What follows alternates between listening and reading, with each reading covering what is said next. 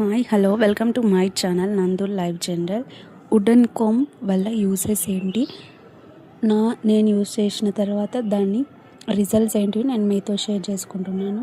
నేను ప్రీవియస్గా plastic come use చేసినప్పుడు ఏంటి అంటే చిక్కులు ఎక్కువ పడేవి. బికాస్ ఆఫ్ ప్లాస్టిక్ కోమ్ అనేది మన హెయిర్ని అట్రాక్ట్ చేస్తుంది అండ్ చుట్టుకోవడం అట్లా టైం వేస్ట్ అయ్యే ఎక్కువ చిక్కులు పడుతుండేవి.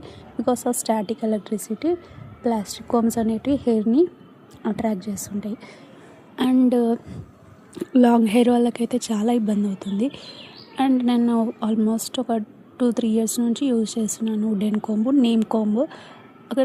అప్పటి నుంచి ఏంటి అంటే చిక్కులు అనేటివి ఎక్కువ పడవు ఈ కోమ్తో కోమ్ చేస్తే.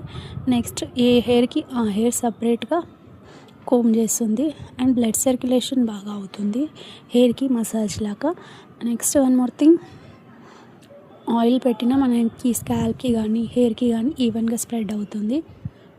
మనం ఎప్పుడైనా హెయిర్ కోమ్ చేసినప్పుడు అంటే స్టార్టింగ్ అంటే స్కాల్ప్ నుంచి కాకుండా కింది నుంచి పైకి కోమ్ చేసుకుంటూ వెళ్ళాలి. అట్లయితే ఎక్కువ చిక్కులు అనేవి పడవు.